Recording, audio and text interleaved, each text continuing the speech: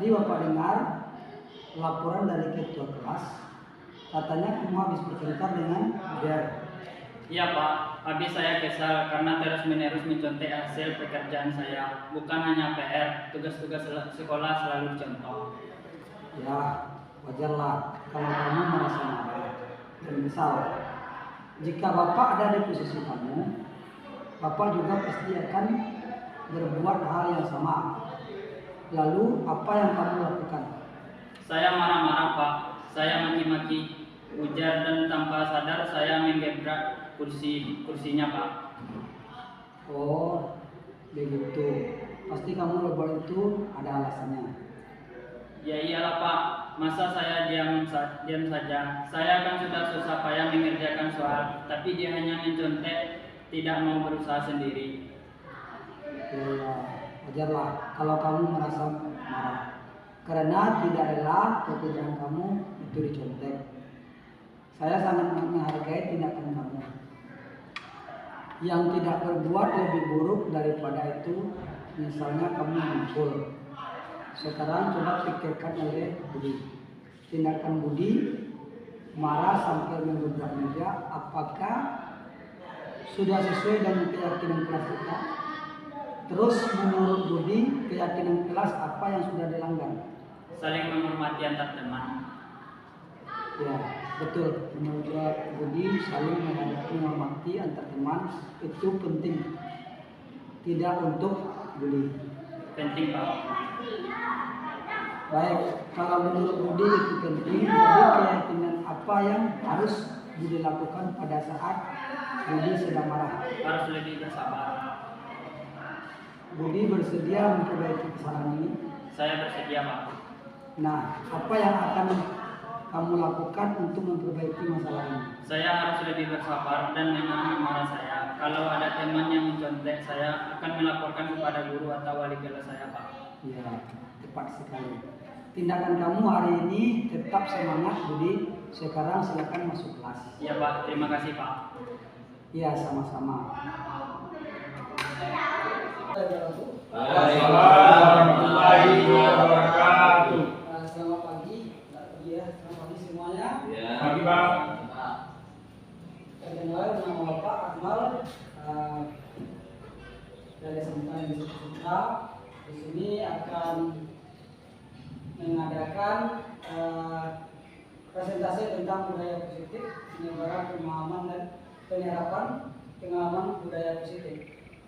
Sebelum lanjut kita ke presentasi, banyak kita dulu ya. Awalnya disyukur dari Allah Subhanahu Wa Taala yang mana berkat rahmat dan karunia kita masih selalu kumpul di sini untuk mendengarkan presentasi dari Bapak masalah budaya positif. Di dalam itu dan apabila kita ucapkan salawat agar Nabi kita itu Nabi Muhammad SAW. Karena kita dengan berselawat kita beri bersama, mudah-mudahan menjadi amal baik. Amin ya rabbal alamin. Selanjutnya kita akan lanjut aja ke materi yang mau Bapak sampaikan, yaitu tentang budaya positif. Di sini adalah penyebaran pemahaman dan penerapan pengalaman budaya positif.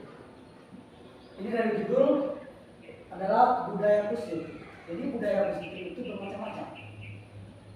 Biasanya yang kita terapkan di sekolah itu kebanyakan kan ya bagi bapak-bapak kan biasanya yang diterapkan itu kan budaya kalau bagi kita mungkin positif tapi sebenarnya itu negatif. Contohnya menghukum itu adalah kalau bagi Dewan Ki Hajar Dewantara, pendapat Ki Hajar Dewantara atau yang dipelajari dalam CGP ini itu adalah negatif.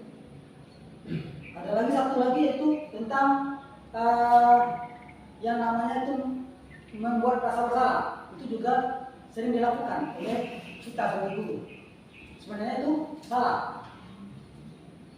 Jadi sebelum kita paham budaya positif itu, sebenarnya kita itu harus sebelum kita memahaminya, kita selalu sering melakukan kesalahan yang sering terjadi di sekolah ini. Akhirnya siswa itu sering merasa dongkol, merasa malu. Kalau kita lakukan dengan hukuman dia merasa dongkol itu. otomatis. Contohnya dia datang terlambat, kita hukum. Apakah kita suruh berjemur dulu, apakah kita jewer atau gimana kan menghukum itu. Secara tidak langsung itu sudah merasa dendam kepada kita selaku guru. Itu sebenarnya. Sekarang itu kita mau rubah menjadi budaya positif. Budaya positif itu mana? Yang budaya positif itu timbul dari diri anak itu sendiri. Dari dalam dirinya itu keluar rasa positif bertanggung jawab. Jadi kita selaku guru membimbing itu menjadi budaya positif itu terhadap anak, agar anak tadi tidak merasa beban untuk datang ke sekolah dengan menerapkan budaya positif. Baik, kita lanjut. Itu hanya pengantar sementara. Ini ada namanya sel atau para hebat. Kata awalnya ya. Mari belajar bersama, berkolaborasi, saling mendukung demi terwujudnya disiplin positif di sekolah kita tercinta ini. Jadi kita tuh harus ada kolaborasi kerjasama antara kita sejawat guru sama guru ya, untuk mendukung terciptanya budaya positif di sekolah ini. Karena kita adalah tombak atau pilar yang akan menjadi penentu untuk maju berkembangnya dunia pendidikan, menjadikan pendidikan ini positif. Akhirnya apa yang kita harapkan tercapai dan bisa diterapkan oleh anak-anak kita semuanya. Jadi kolaborasi tadi kan itu ada bersama, ada kolaborasi itu kan kerjasama ya, saling mendukung, berarti ada satu sama lain saling tidak menjatuhkan. Kita harus saling kompak demi tercapainya yang namanya budaya positif. Selanjutnya di sini ada konsep utama model budaya positif. Jadi tadi paparan Bapak tadi kan sudah jelas ya. Saya tadi sudah jelas ada budaya positif. Sekarang kita fokuskan atau kita jadikan satu, yaitu konsep utama model budaya positif. Di sini ada namanya perubahan paradigma belajar. Inflasinya ada juga disiplin positif. Terus kebutuhan dasar manusia, motivasi perilaku manusia, posisi kontrol, restitusi, keyakinan, kelas, segitiga restitusi. Ini adalah konsep-konsep utama yang menjadi model budaya positif. Maaf, ada cek ya. Sekarang kita bahas satu-satu. Yang pertama itu pembelajaran dengan paradigma baru. Ini di sini dijelaskan pembelajaran dengan paradigma baru dirancang berdasarkan prinsip pembelajaran yang terdiferensiasi sehingga setiap siswa belajar sesuai dengan kebutuhan dari tahap perkembangannya untuk mewujudkan profil pelajar Pancasila. Di sini ada 6 pilar ya untuk pelajar profil Pancasila. Ini ada yang pertamanya itu beriman ya. Yang ini ya, yang ini dikatakan beriman ya. Setelah itu ada lagi yang namanya berkolaborasi. Setelah itu bergotong royong. Habis itu kreatif, berinovatif, mandiri. Jadi di situ ada 6 pilar. Jadi sebelumnya kalau beriman itu otomatis kita beriman dengan takwa ya. Itu intinya kita berhubungan dengan Allah ya, atau dengan kepercayaan Tuhan ya. Itu biasanya kita lakukan pada awal-awal pelajaran. Apa contohnya seperti kita awal masuk doa, setelah berdoa itu mengaji ya. Di sini kan ada kan mengaji kita lakukan sama anak-anak kan. Nah setelah itu baru ya, setelah mengaji baru kita laksanakan pelajaran. Dan terakhir nanti juga ada doa. Itu sudah mengatakan kita beriman ya, beriman kepada Tuhan Yang Maha Esa. Setelah itu yang mengatakan berkolaborasi berarti kita mendidik anak itu bekerja sama, tidak saling menjatuhkan. Jadi dalam belajarnya nanti dia belajar kelompok dan saling bantu membantu dalam sebuah pencapaian materi. Setelah itu ada lagi juga bergotong royong. Nah, bergotong royong ini adalah kerja yang dinamakan untuk kebersihan ya, baik itu gotong royong dalam lokal, itu kan budaya positif. Ya karena kebersihan itu adalah sebagian dari iman. Itu makanya saya katakan gotong royong, bukan menjaga PR aja gotong royongnya, tapi dalam kebersihan itu biasanya rata-rata gotong royong itu dipakai kan, kebersihan segala macam kan. Selanjutnya itu kreatif. Nah, ini harus anak disuruh berkreatif dalam melakukan setiap kegiatan. Proses pembelajaran dia harus kreatif karena di situ budaya positif tadi kan dia harus kreatif juga. Ini yang tadi ya. Selanjutnya ada berinovatif ya dan mandiri. Nah, mandiri ini kita mengajak anak supaya bisa mandiri. Selanjutnya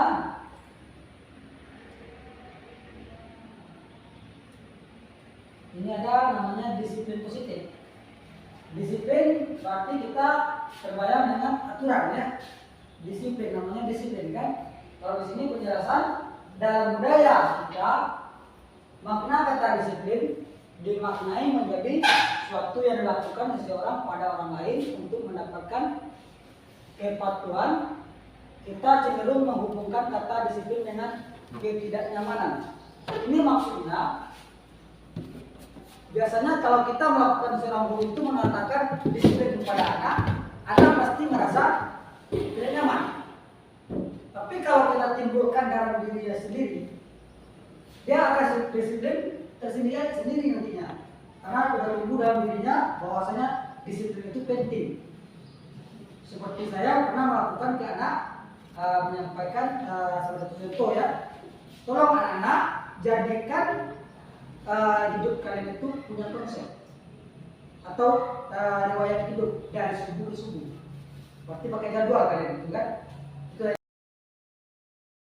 dilaksanakan di rumah dan di sekolah. Kalau dia pakai jadwal hidup, otomatis dia akan menimbulkan daya positif. Selanjutnya itulah yang dikatakan tadi disiplin dengan ketidaknyamanan. Kalau tidak nyaman tadi kan, kalau kita buat jam datang yang sekian, berarti kan di sekolah. Sementara disiplin dari anak keluar, otomatis dia merasa keberatan atau ketidaknyamanan. Otomatis anak tadi tidak nyaman karena dia merasa terpaksa karena belum timbul dari dirinya sendiri. Selanjutnya di sini ada sebagai pendidik tujuan kita adalah menciptakan anak-anak yang memiliki disiplin diri sehingga mereka bisa berperilaku dengan mengacu pada nilai-nilai kebajikan universal dan memiliki motivasi intrinsik bukan ekstrinsik. Yang dikatakan intrinsik, bapak-bapak, adalah yang timbul dari diri kita tadi, dari siswa tadi, yang setelah saya jelaskan tadi. Kalau yang dikatakan ekstrinsik itu ibaratnya dari luar, contohnya dari guru, siswa. Contohnya kamu dalam upacara harus memakai topi, contohnya kan, berarti itu kan dari luar, belum keluar dari diri siswa tersebut.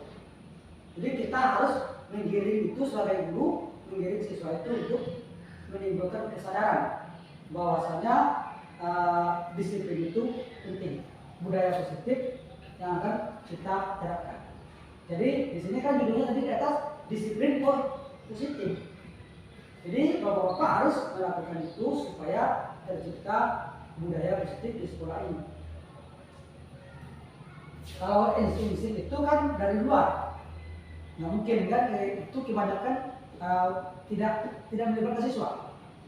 Pasti siswa itu merasa kecewa, merasa tertekan, merasa tidak nyaman istilahnya ya, kalau dari luar, karena dia masih merasa ada tekanan. Tapi kalau udah dari dalam, intrinsik tadi, dari dalam dirinya, otomatis dia punya kesadaran sendiri. Selanjutnya di sini ada juga disiplin positif, merupakan salah satu cara penerapan disiplin yang bertujuan untuk menumbuhkan kesadaran serta memberdayakan anak untuk melakukan sesuatu tanpa sogokan, ancaman maupun hukuman. Itulah yang disampaikan tadi. Kalau sudah ada di dalam dirinya, dia tidak lagi merasa ada sogokan, ada lagi ancaman maupun hukuman, karena dia sudah tersendirinya sadar. Jadi kita sebagai guru melakukan itu otomatis nyaman. Kita sebagai guru sudah menyampaikan positif, anak juga menerima positif, timbullah budaya positif yang bagus di sekolah yang kita cintai. Selanjutnya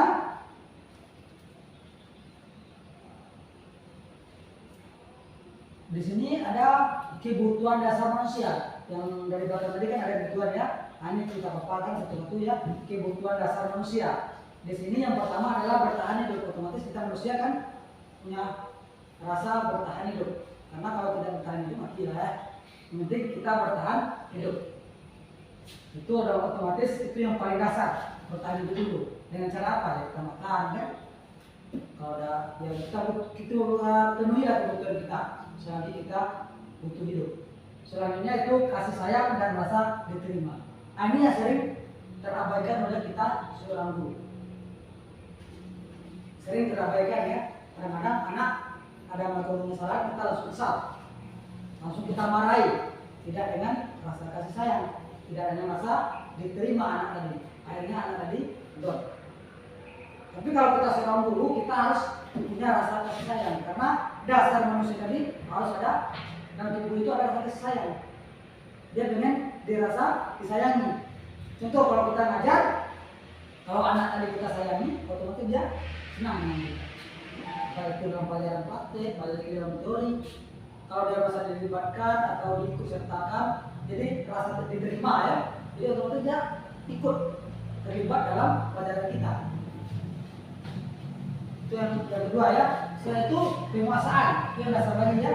Penguasaan, dia butuh penguasaan. Siswa itu juga butuh penguasaan. Kita sebagai manusia juga butuh penguasaan. Selanjutnya adalah kebebasan. Kebebasan ini yang dikatakan merdeka tadi.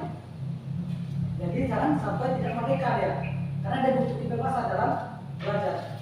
Apakah dia? Tapi bebasnya terikat di sini ya. Bukan bebas kita belajar dan main game saja, itu bukan kebebasan ya. Kita menyampaikan budaya positif, dia bebas, tapi terikat. Ibaratnya kesalahan dirinya ada, dia bebas berkreasi, karena dia dalam kategori pendidik. Jadi kita pendidik harus mendidik dia dengan kategori pendidik yang positif.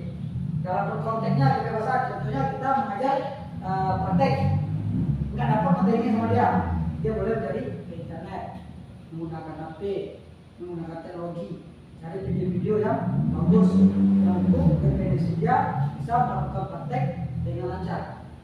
Jadi secara teori dia bisa mencari di internet, secara praktek kita sediakan sama guru media untuk praktek. Itu kalau dalam praktek. Kalau teori juga seperti itu, kita adakan media ajarnya biar dia jadi paham. Selanjutnya kesenangan. Ini kesenangan. Ini yang paling utama.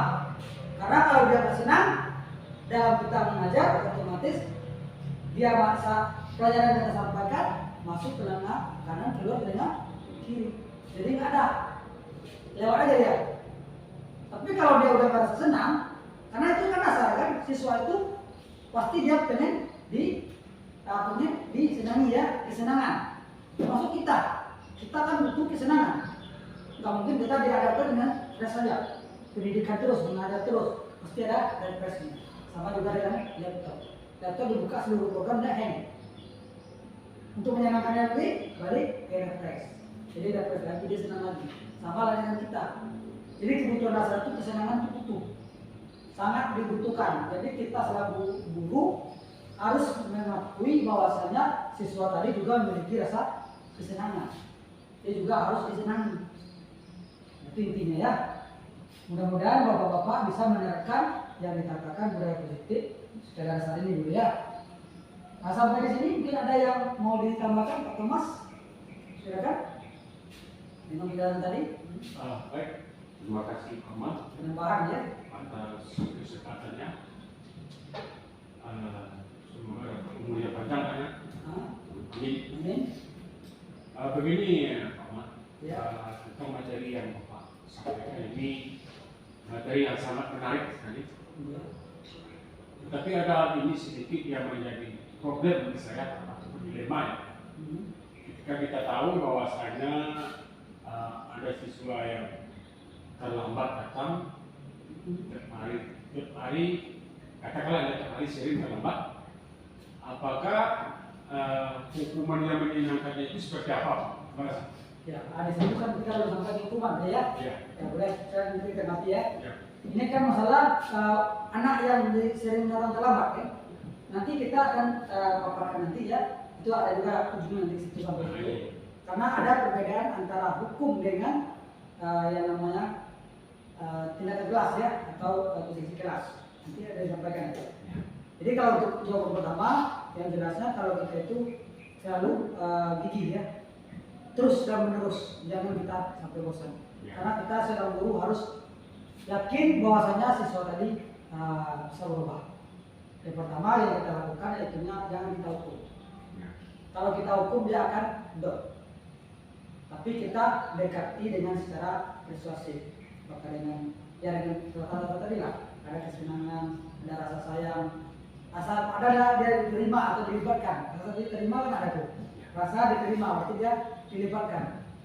Jadi otomatis dia kalau kita rutin dia otomatis dia akan berubah sendiri. Tapi kalau kita hukum dia menjauh. Itu kategori siswa biasanya. Semakin kita hukum dia semakin marah, jauh dari. Nah, karena dia mencuri apa yang mencuri waktu. Contoh, hari Senin dia mau upacara. Awalnya dia bermarah, datang. Akhirnya besoknya nggak datang sama sekali. Orang masuk dia masuk, ini pagar, ya. Jadi dia ketahuan, dia lewat pagar lagi, manjat pagar lah atau mana, itu masuk kelas. Dalam pelajaran dia masuk dari itu, karena dia takut dihukum. Jadi hukuman itu nggak boleh kalau untuk siswa. Jadi Bapak itu sebenarnya untuk pengantar aja ya. Jadi untuk jawaban pertanyaan yang pertama tadi, kalau itu kita harus melakukan pendekatan secara persuasif. Kalau juga nggak tembus, berarti kita harus ke keluarganya. Bagaimana anak ini sudah terlambat, apa kendalanya, kita tanya dulu. Itu ya Pak. Masih Pak. Ya. Kita lanjut Pak. Ya.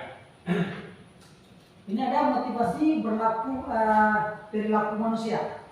Nah di sini ada perilaku manusia ya. Motivasi kita harus hitung. Masih reward. Kalau contoh si Badung dia, si Badung bisa ngelas nanti saya beri permen atau semacam kan atau buku semacam. Jadi anak tadi, contoh si Badung tadi, dia giat belajar tapi ada imbalan. Itu kan dari luar ya. Jadi motivasi dari luar, bukan motivasi dalam dirinya. Berarti itu masih juga belum pas sebenarnya. Jangan kita lakukan itu pada anak. Kalau bisa kita lakukan yang nomor 3 ini, menghargai nilai-nilai kewajiban diri sendiri, yaitu murid melakukan disiplin diri karena sadar akan nilai kewajiban dirinya. Ini merupakan motivasi instinktif. Ini yang kita butuhkan. Kita sebagai guru, ini yang kita harapkan. Itu yang kita pengen biar rasa disiplin siswa tadi itu timbul dalam dirinya sendiri, bukan dapat reward seperti tadi ya, dari tadi, atau hukuman seperti di atas tadi takut karena ada hukuman. Nah yang kita butuhkan selama kita jadi guru, kita membutuhkan harapan kita murid tadi memiliki disiplin diri karena sadar akan kewajiban dirinya. Itu yang kita giring, itu yang kita kali selalu kita sebagai guru. Jadi kita itu harus sabar dan selalu semangat untuk mendidik murid-murid kita. Sampai sini paham ya? Yang dikatakan motivasi perilaku manusia ya. Ini ada dasar-dasar. Nah, ini selanjutnya kita konsep disiplin dengan identitas gagal. Nah, ini yang gagal. Yang seperti kata masalahnya tadi kan, ada hukuman, ada penghargaan. Nah, ini kan yang gagal. Ini yang dimulai dari yang dinamakan ekstrinsik. Berarti dari luar kan, hukuman seperti menyakitkan. Kalau hukuman kalau udah menyakitkan, di mana-mana pasti dia akan merasa dendam. Contoh Pak Thomas, nampak siswa ini bapaknya itu ikut saya. Jadi di mana ketemu wajah Pak Thomas pasti dia ingat. Maratus, maksud bapak namanya siapa Pak? Rendah. Rendah, rendah juga seperti itu. Kalau dilakukan seperti itu juga tidak nyaman. Pasti anak itu merasa kalau dia disakiti dia pasti dendamnya timbul. Jadi itu Pak Thomas, telepon Anda. Ini Pak Alfi. Jadi kalau bisa jangan kita melakukan hukuman yang menimbulkan rasa sakit. Terus tidak nyaman. Nah, ini tidak nyaman ya. Sama juga. jangan kita melakukan hukuman itu tidak nyaman. Jadi intinya kalau masalah hukuman, ini kan ada satu contohnya, murid takut, memaksa, murid menyembunyikan kesalahan, murid ya menjadi rendah diri karena dihukum tadi. Itulah yang dikatakan gagal. Jadi identitas gagal. Itu jangan kita lakukan kepada siswa kita supaya siswa kita itu termotivasi untuk disiplin ya. Terus satu lagi penghargaan. Ini masalah penghargaan. Penghargaan ini juga sebenarnya tidak boleh atau tidak efektif sebenarnya. Karena di siswa tadi dia tekun, dia rajin karena ada harapan atau ada penghargaan atau reward. Itu sebenarnya nggak dibolehkan ya. Itu makanya maksud dia kategori identitas gagal. Nah, kalau di sini dia kan juga ada di bawahnya merusak hubungan. Berarti ada hubungan rusak aja kan. Saya nggak kasih, dia dendam. Sudah dia nikah dikasih. Akhirnya dia marah. Selanjutnya ada juga memastikan kreativitas. Mematikan kreativitas ya. Berarti kreativitasnya udah dia rajin-rajin kreativitas, atau rewardnya dia kasih. Akhirnya dia dibuangnya lagi ya, karena kreativitasnya tadi tidak dihargai. Kalau seandainya dengan penghargaan tadi, kalau saya ada penghargaan jadi itu sesuai. Tentunya kita suruh dia membuat sesuatu produk, tapi produknya kurang bagus, tapi kita kasih penghargaan nggak sesuai. Maksudnya dia sama dengan kita mematikan kreativitas dia. Selanjutnya menghukum dengan sistem ranking, nah, ini juga boleh. Itu makanya di SD mungkin bisa Bapak lihat ya, kita di pembelajaran untuk anak-anak kita yang di SD nggak ada yang namanya ranking. Itu makanya di kurikulum mereka ini ranking dihilangkan, cuma nilai aja. Karena ranking itu menyuruh kita, menyuruh siswa kita itu untuk bersaing. Itu sebenarnya boleh ya. Nanti dia bersaing, ya kacau ini kan. Itu nggak dibolehkan. Terus merampas hak menghargai dirinya. Nah ini sangat penting nih. Kita merampas hak menghargai dirinya. Sekarang kalau kita sering tidak menghargai, otomatis harga diri siswa tadi, tentunya dalam belajar, apakah dia sedang makan atau segala macam, kalau kita bentak atau macam itu tidak menghargai dia. Tapi kalau kita panggil, kita dekati secara baik, kita timbulkan rasa penghargaan tadi, terhadap dirinya, dia akan ikut dengan kita. Nah lanjut.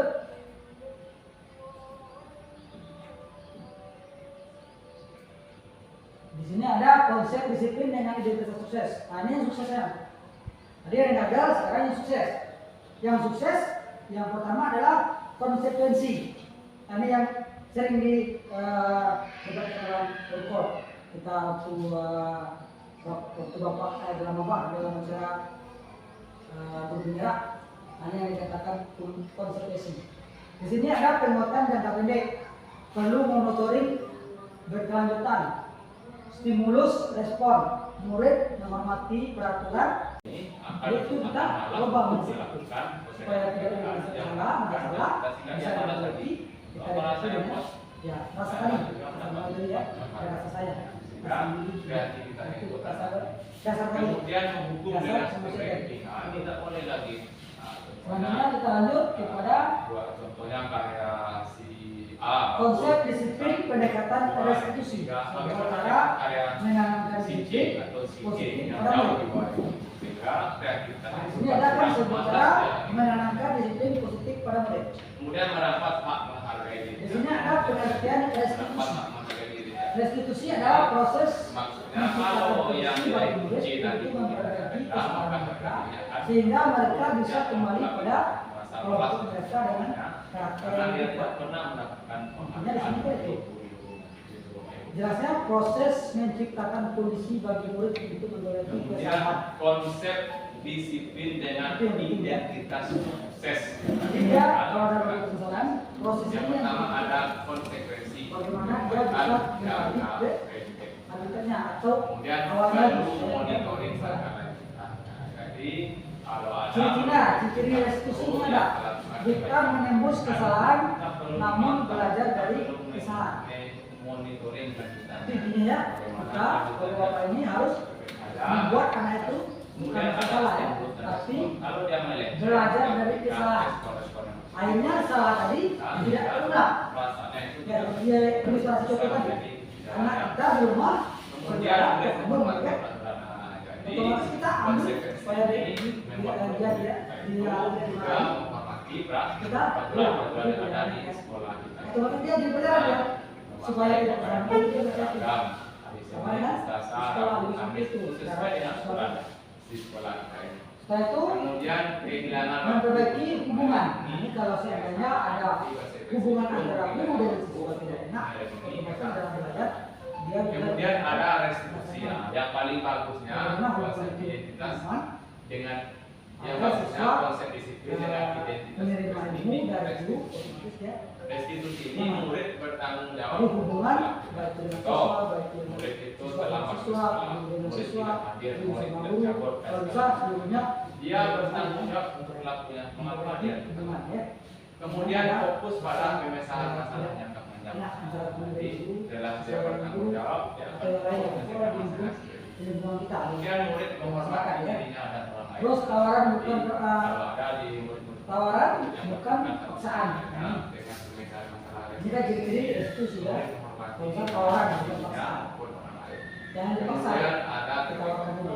dirinya Ini bagaimana? dia tidak emosi, dia Ditawarkan. bisa menyelesaikan Ini masalah bagaimana? sendiri Coba. tanpa dia bisa menyelesaikan masalah sendiri. Tapi kalau kita paksa, kamu harus datang dan sekian, telat harus hukum. Dengan Itu mah.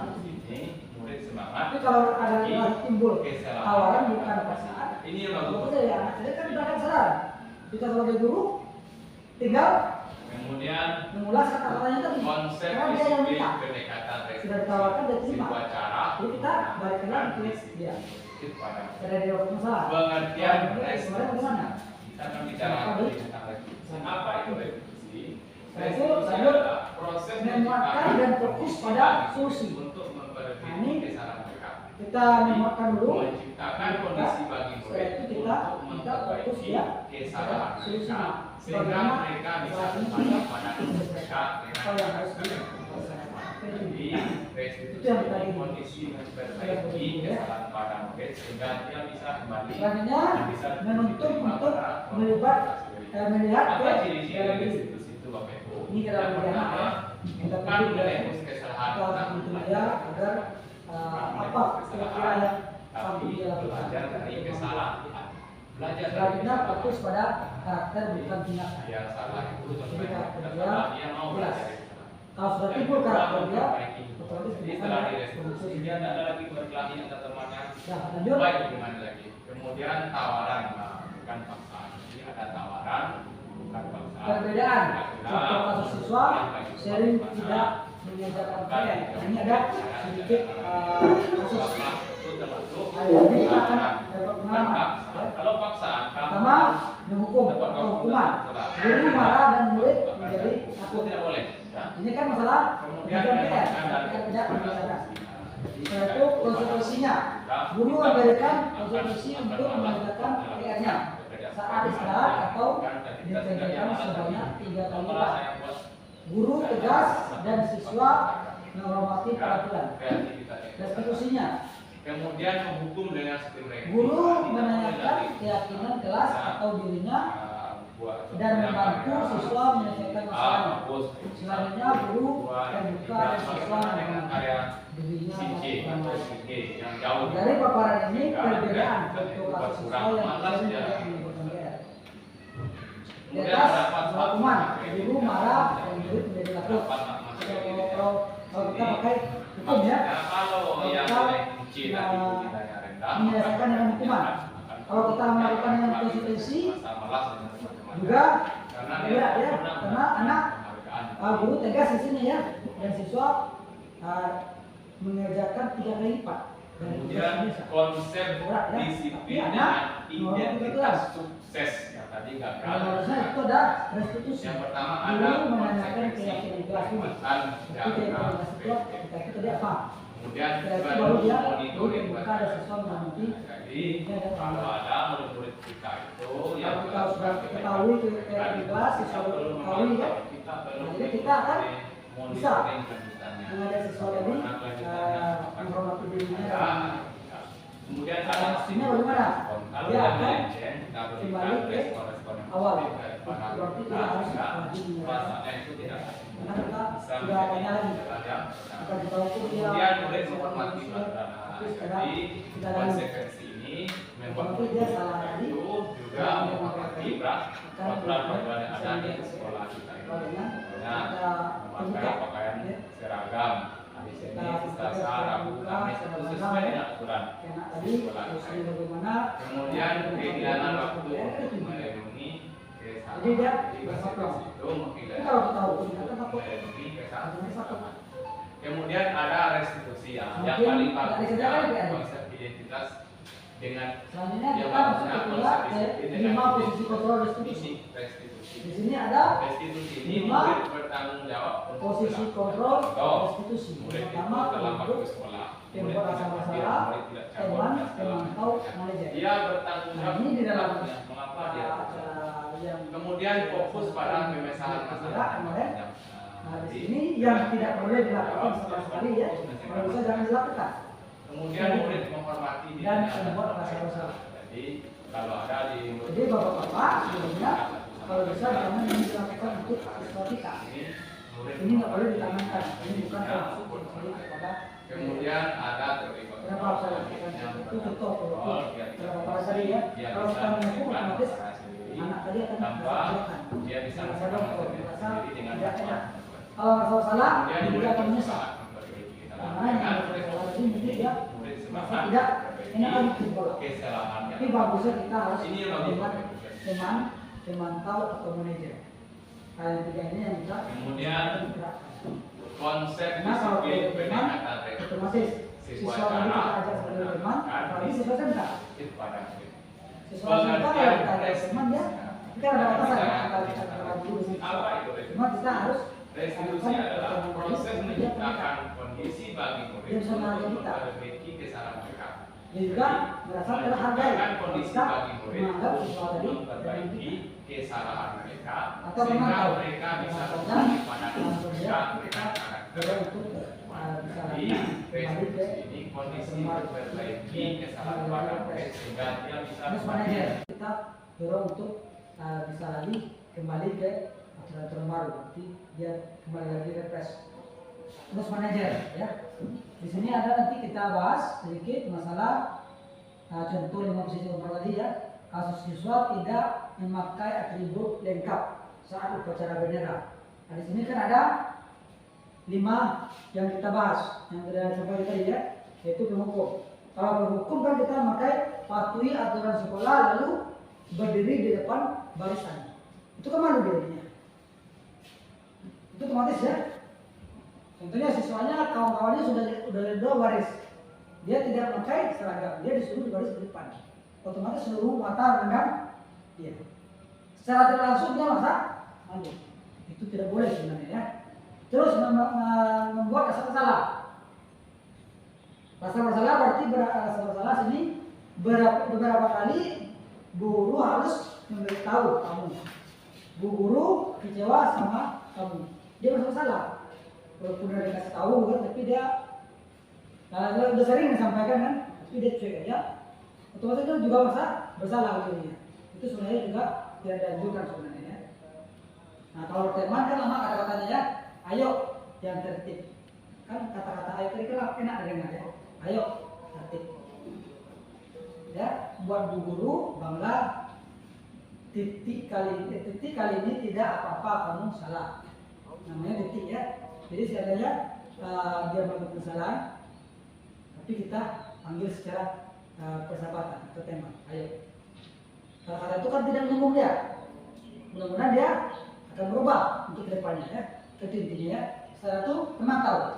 Kalau memantau ini kan dia sifatnya seperti kamu sudah melanggar apa peraturan dan konsekuensinya. Nah dia sudah melanggar kan? Nah dia kan diberi memantau. Berarti dia menanya yang kesepakatan tadi. Berarti apakah kesepakatan di kelas, apakah kesepakatan di sekolah kan? Dia udah tahu. Nah apa konsekuensinya? Nah, itu dia kasih sendiri yang awalnya kan? Karena awal masuk sudah dikasih tahu. Setelah dia kita memakai seragam, ini konsekuensinya. Nah dia tinggal begitu aja lagi, nggak ada keberatan karena dia yang buat. dia yang membuat konsultasi, dia juga yang melanggar, tapi dia yang minta konsultasi tadi. Jadi kita sebagai guru tidak merasa menekan dia. Satu manajer ini biasanya kita sekolah ya. Apakah kamu tahu kesalahanmu? Kira-kira bagaimana kamu akan memperbaiki kesalahan ini? Itu kita selaku seorang siswa sekolah, kalau saya dari sekolah, itu yang kita harapkan bisa tercapai. Jadi kita tanya dulu apa yang dilakukan siswa tadi dan apa solusinya. Jadi dia yang berkesalahan biasanya jawab. Itulah yang bagusnya. Jadi kalau bisa penghukum, pembuat asal salah jangan diadakan sekolah kita, ya. Itu termasuk budaya yang tidak positif di Bapak. Sekarang kita lanjut ke keyakinan kelas. Ini yang dimaksud tadi. Ada keyakinan kelas. Kalau sini kan ada keyakinan kelas. Mengapa keyakinan kelas? Mengapa tidak peraturan kelas? Nah ini kan kita harus dudukan dulu ya. Kenapa harus keyakinan kelas? Kenapa tidak peraturan kelas? Kalau di bawahnya kan ada ya. Mengapa kita memiliki peraturan tentang penggunaan helm pada saat mengendarai kendaraan pada roda 2 atau motor ya. Yang kedua, mengapa kita memiliki peraturan tentang penggunaan masker dan mencuci tangan setiap hari atau setiap saat ya. Nah itu kan salah satu contoh kan. Ada contoh untuk aturan, ada contoh untuk keyakinan. Yang pertama, peraturan. Kenapa harus ada peraturan? Kenapa aturan ya? Di sini kan dianjurkan mengapa keyakinan kan? Yakin kita ada. Kita ambil contoh yang kedua. Mengapa kita memiliki peraturan tentang menggunakan masker? Itu kan aturan kan? Kita diwajibkan masker karena ada virus dulu ya. Ada virus corona, kita diwajibkan pakai masker. Kalau sekarang kan tidak ada lagi. Berarti aman. Jadi aturan tadi berubah dengan keyakinan berubah dengan aturan gitu kan. Kalau sekarang kan tidak ada lagi tuh. Yang memiliki masker otomatis orang di UGD atau dimetik dalam di masker kan. Itu yang biasanya. Tapi kalau helm itu aturan. Yang membuat aturan siapa? Ada beberapa pihak. Kalau helm berarti dia apa namanya polisian ya. Ya polisian yang mengeluarkan aturan. Tapi kita yakin. Kenapa yakin? Helm adalah salah satu penjaga kepala kita. Kalau kita bawa motor sedang jatuh, kepala kita tidak luka atau terbentur yang keras. Pakai aspal atau yang lain ya. Kalau ada aturan. Jadi kita yakin bahwasanya dalam aturan ada keyakinan. Tapi kalau sekarang kita kan keyakinan kelas yang kita buat, bukan berhubungan dengan ini ya. Cuma itu kan menyamakan antara keyakinan dengan aturan. Adanya aturan, ada keyakinan. Yakin kita bahwasanya helm itu berguna. Dan yakin kita bahwasanya masker itu berguna. Jadi kita pakai ya. Kita pakai setiap saat. Kalau zaman corona kita pakai masker. Kalau berkendaraan kita pakai helm supaya kepala kita aman. Sudah, lanjut ke yang selanjutnya. Nah, ini keyakinan kelas di dalam kelas istilahnya keyakinan kelas yang kita buat di kelas kita atau di lingkungan sekolah. Yang pertama, titik disiplin waktu. Yang kedua, belajar dengan antusias, semangat dan percaya diri. Nah, ini yang kita lakukan nanti ke siswa kita. Itu saling menjaga kebersihan dan keindahan, saling membantu dan bekerja sama, menghargai guru atau teman yang sedang bercerita, selalu menerapkan senyum pada senyum, sapa, salam, sopan dan santun. Gemar membaca dan menulis sebagai budaya literasi.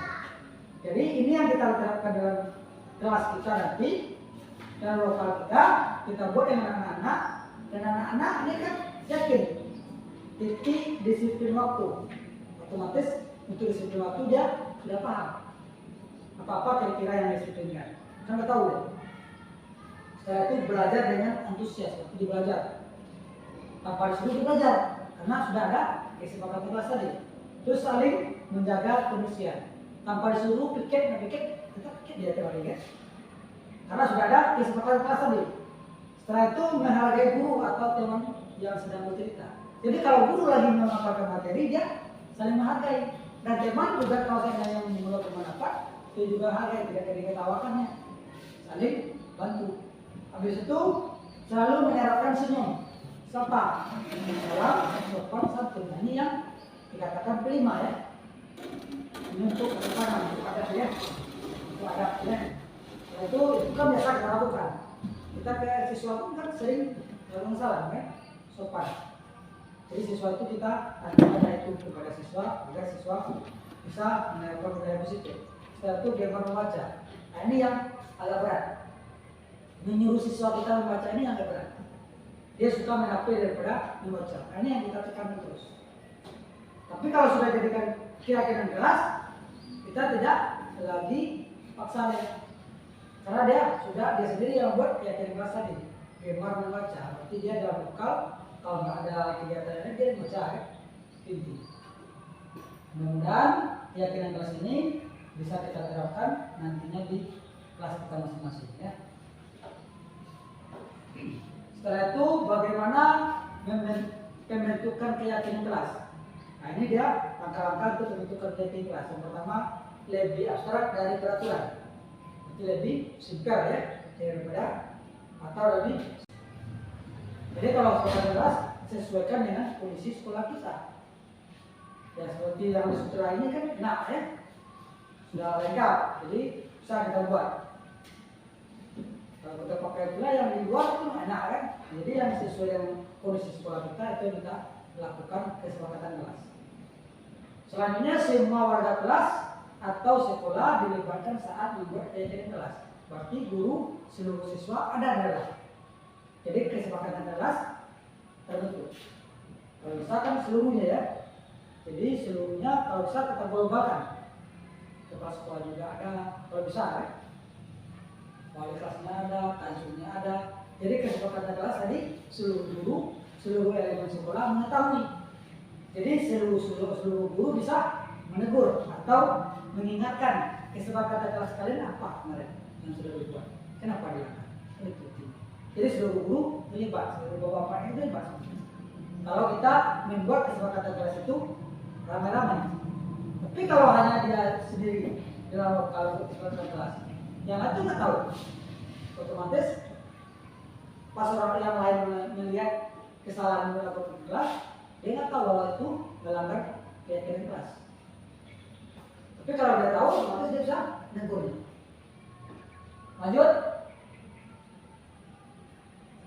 Nah ini ada yang untuk tindakan ya, yang namanya segitiga restitusi. Nah ini yang sering dibahas ya. Ini untuk tidak lanjut istilahnya ya. Menstabilkan identitas, kita semua akan melakukan hal terbaik yang bisa kita lakukan. Yang kedua, validasi tindakan yang salah. Semua perilaku memiliki alasan. Menanyakan keyakinan kita, semua memiliki motivasi internal. Nah di sini kan ada segitiga restitusi. Di sini mencerminkan identitas ya, yang pertama identitas, yang kedua ini ya validasi yaitu menanyakan. Kan ada segitiga gitu ya. Jadi identitas kita kembalikan identitasnya, berarti dia kenapa melakukan kesalahan tadi ya. Setelah itu baru kita validasi. Validasi berarti kita review ulang. Selanjutnya menanyakan keyakinan, berarti kita balik ya keyakinan merasa nilai. Jadi dia segitiga restitusi tadi, dia yang membuat kesalahan, dia yang menjawab, itu validasinya. Kemarin ada dua video yang pernah dibuat untuk video yang ada kemarin divideokan atau didokumentasikan waktu Bapak melakukan segitiga restitusi dengan siswa yang bernama dia dong ya, dia melakukan kesalahan, tidak selalu dia apa namanya mendetek kawan. Akhirnya kawannya marah dan menunjuk meja. Syukur meja yang tunjuk, itu enggak yang bersangkutan yang tunjuk. Nah itu dilakukanlah pembahasannya dengan segitiga restitusi. Akhirnya dia mengakui kesalahan bahwasanya itu salah. Yang pelaku ya seharusnya dia membimbing kawannya yang mencontek tadi. Jangan di tes bahwasanya yang mencontek tadi bodoh, tapi dia kejar hukum itu sebenarnya.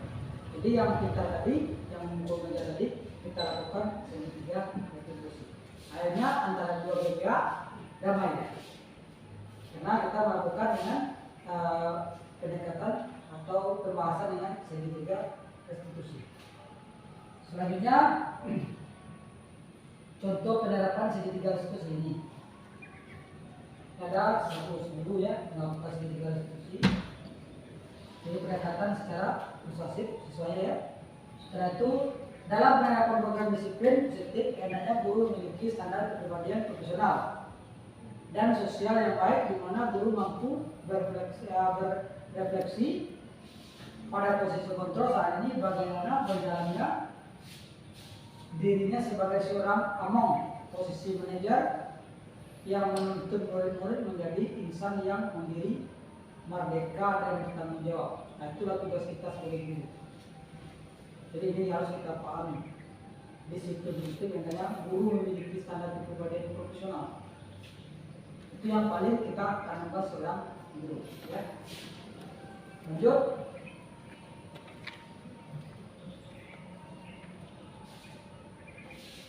Terima kasih. Semoga sesi belajar kita hari ini membawa manfaat sehingga dapat menunjukkan pelajar profil Pancasila. Salam merdeka. Jadi intinya pokoknya kita sebagai guru jangan putus asa, maju dan selalu memberikan contoh yang baik terhadap siswa. Sekian, terima kasih. Assalamualaikum warahmatullahi wabarakatuh. Ya. Terima kasih Pak Mat. Dalam pelajaran di buku Merdeka ini sebenarnya saya sangat sangat antusias sekali mengikutinya, tetapi di sisi lain agak berat hati untuk mengikutinya. Kenapa? Di dalam pelajaran pendidikan agama Islam terlebih dahulu, di dalam pendidikan menyuruh anak kita sholat, ini pertama ya teman-teman. Kalau sekiranya anakmu itu sudah berumur 7 tahun hendak buka sholat, maka hukumnya ada hukum. Ini dalam pelajaran agama Islam. Kemudian kalau kita bawakan kepada pelajaran kurikulum merdeka ini, kurikulum merdeka ini sangat bertentangan sekali. Ya, ini yang pertama. Kemudian yang kedua tadi Bapak bilang bahwasanya pelajaran tidak ada dalam kelas itu sistem ranking, gitu ya. Padahal ranking itu untuk menyepakati supaya hari ini katakanlah dia dapat ranking 10, katakanlah 10 besar, dia sangat menginginkan sekali supaya bagaimana bisa dapat juara. Ya kan? Supaya bisa mendapatkan juara, maka diadakan sisi ranking. Jadi apakah ini tidak bertentangan dengan pelajaran kurikulum sebelumnya, kurikulum mereka ini? Terima kasih Pak. Saya? Ya. Ya, saya tanggapi pertama. Ya. Benar sekali ya. Ini yang sering didebatkan di dalam protokol kami ya. Yang pertama tadi Bapak menanya masalah hukuman itu ya, tentang hukuman. Kita kaitkan dengan agama. Bang benar. Itu pun Nabi Muhammad mengatakan ya. Itu pun ya, Nabi Muhammad mengajarkan kita kalau anak sudah umur balik ya, kalau tidak sholat dicambuk ya. Itu kan ada hadisnya ya. Ya. Cuman dalam KHD ini, pelajaran KHD ini itu tidak dibolehkan atau dilarang ya. Karena sebelumnya pernah juga saya menanyakan di rupal tersebut dulu, cuman jawabannya ini sesuai jawaban yang itu ya. Itu juga saya akan menyampaikan jawabannya sama yang Bapak. Kita melihat dari latar belakang anak tadi, kalau kita hukum, berarti kita tidak menanamkan rasa kemerdekaan diri anak. Kalau bisa anak itu kita bujuk, jangan kita pukul.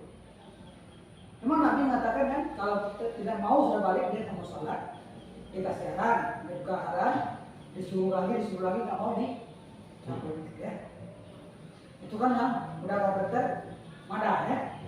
Nah kalau sekarang kita rubah, mindset itu kita rubah menjadi seperti tadi ya. Kan ada slide-nya yang saya sampaikan tadi.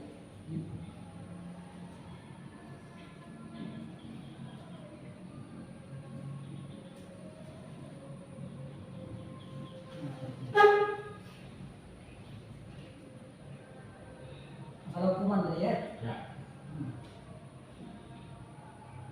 Nah ini kan ada teman tadi ya, teman tahu mengajar tadi ya. Kan yang penghukum sama pembuat bersalah itu kan kita hilangkan.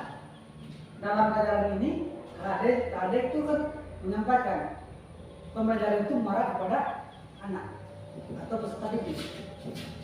Jadi yang dikatakan menghukum yang Pak Thomas sampaikan tadi, anak ini nggak sholat, kita hukum, kita pukul.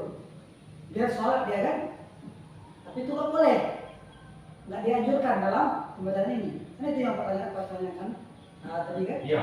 kenapa harus seperti itu? Sementara sudah dipukul pun juga nggak mau dia kan. Nah itu makanya jangan ada rasa hukum, kalau bisa berteman ya. Nah kenapa tidak sholat? Sholat itu kan kita kasih pengertian. Sholat itu kan untuk kamu sendiri, bukan untuk apa. Tapi kita jangan bosan terus, jangan dihukum. Bukan kita menyalahkan hadis Nabi tadi, enggak. Ibaratnya kita memproses hadis Nabi tadi, kan untuk yang lebih baik kan. Untuk yang baik itu nggak masalah kita ubah. Jangan kita pukul, tapi kita giring dia. Karena dalam setiap anak itu kan sudah ada diazankan ya. Siswa itu kan sudah diazankan. Kalau laki-laki diazankan, kalau perempuan dikamatkan. Jadi rasa itu sudah timbul dalam diri sebenarnya. Kita tinggal tebakan aja. Tebakan hanya apa caranya? Jangan kita hukum, jangan kita pukul, tapi kita kasih pengertian, pendekatan teman tadi. Itu maksudnya dari Pak Thomas. Bukan kita menyalahi aturan Nabi Muhammad, hadis Nabi bukan. Tapi kita kesepakati itu tuh untuk lebih dekat dengan anak tadi, biar anak tadi merasa tersentuh. Itu maksudnya, ya Bapak-bapak. Ya. Intinya. Terus selanjutnya tadi Pak Thomas tadi menanyakan soal ranking. Ranking ini kan memang itu kan bersaing dia tuh ya. Kalau dalam sekolah bersaing, otomatis nanti dia akan timbul rasa apa namanya itu? Kalau berasa keinginan. Karena itu kerjasama, itu kan kolaborasi sebenarnya ya. Kalau dia punya ranking, kadang-kadang rasa ranking tadi menimbulkan rasa ego, rasa sombong. Saya yang satu, saya juara dua, yang lainnya masa tertinggal. Karena dia mendapat ranking terakhir, otomatis dia merasa malu kadang-kadang ya. Tapi kalau kita masih nggak ranking kan, nilai aja, tapi nilai itu nggak terlalu fokus. Dan itu makanya dalam kurikulum mereka nggak ada ranking ya, cuma nilai rata-rata sekian kan, agar tidak terjadi perbedaan. Memang anak-anak itu mencari jati diri kan, mencari kehebatan. Cuma kalau kita ranking, seandainya nanti kita ranking, anak yang dapat juara satu kan lebih yang di bawah. Kita mengingatkan dua belah pihak. Itu intinya Pak Thomas. Pak Thomas? Iya, Pak. Masih. Bapak lain? Itu jawaban dari saya. Untuk terbuka, ya silakan. Nah, jadi kalau ada lagi pertanyaan, Pak? Ada? Jawab ke belakang? Ada lagi? Pas? Pas. Nah, sekian dan kita tutup ya. Assalamualaikum warahmatullahi wabarakatuh. Waalaikumsalam warahmatullahi wabarakatuh.